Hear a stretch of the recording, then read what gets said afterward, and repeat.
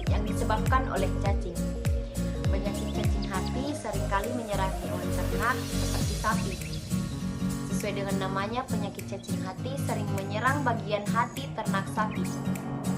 Memang secara kasat mata, tidak semua ternak sapi yang menderita penyakit cacingan terlihat sakit. Akan tetapi rata-rata tubuh dari sapi tersebut menunjukkan gejala kekurusan sehingga dapat terlihat tulang rusuk.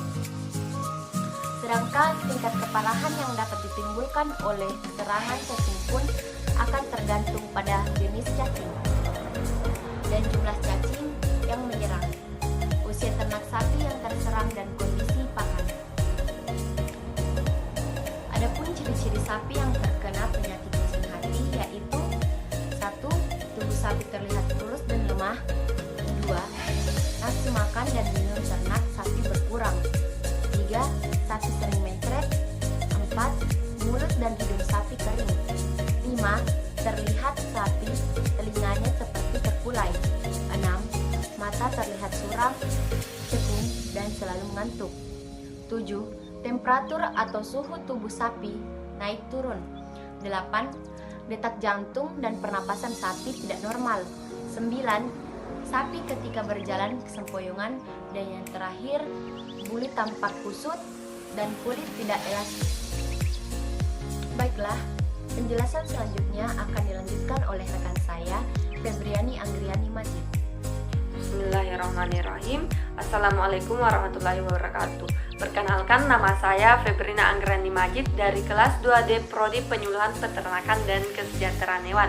Untuk kali ini saya akan melanjutkan penjelasan dari rekan saya, Saudari Nurhana B, yaitu tentang infeksi cacing hati atau fisiolosis pada ternak sapi. Kita sebagai peternak pastinya tidak ingin melihat ternak kita sakit, ataupun pada saat ternak kita sakit, kita harus melakukan pengobatan dan harus melakukan pencegahan. Untuk kali ini saya akan menjelaskan tentang pencegahan dan pengobatan infeksi cacing hati atau fisiolosis pada ternak sapi kita. Hal yang harus kita lakukan yaitu pada saat kita mengembala dianjurkan pada saat matahari terbit. Kenapa demikian? Karena pada saat matahari terbit, larva-larva dari cacing hati akan turun ke akar. Nah, ternak kita hanya memakan rumputnya, bukan akar rumputnya. Dan selanjutnya yaitu kita pada saat memberikan pakan kepada ternak kita berupa rumput, dianjurkan rumputnya tidak basah agar mencegah adanya larva. Pada saat pengembalaan dianjurkan penggiliran padang.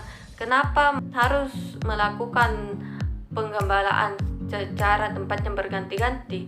Karena untuk mencegah ataupun memutuskan siklus hidup cacing hati ini. Dan untuk pengobatannya yaitu memberikan obat seperti preparat L-benazol dengan dosis 10 mg per kilogram berat badan ternak sapi. Dan sedangkan untuk ternak kambing ataupun domba, dosisnya yaitu 7,5 mg per kilogram badan sapi. Nah, perlu diketahui bahwa pemberian obat albendazol ini tidak dianjurkan pada sapi yang mengandung ataupun menyusui, karena tidak baik untuk kelanjutan hidup sapi ini. Atau untuk pengobatan bisa melakukan dengan cara tradisional. Nah, penyakit cacingan adalah salah satu jenis penyakit yang disebabkan oleh cacing dan sering menyerang ternak sapi.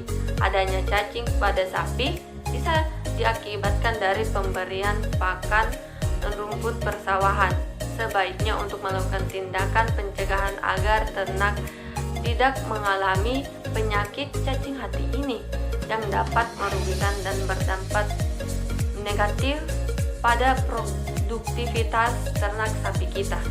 Setidaknya jika kita melakukan pencegahan, kita dapat mengurangi biaya pengobatan penyakit infeksi cacing hati atau fisiolosis pada ternak kita.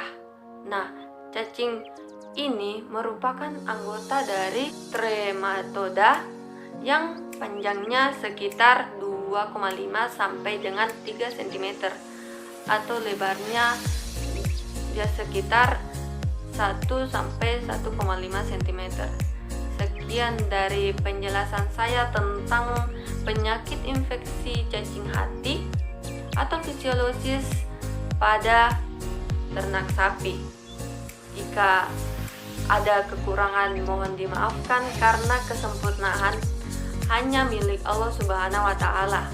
Pada video penyuluhan kali ini kami ingin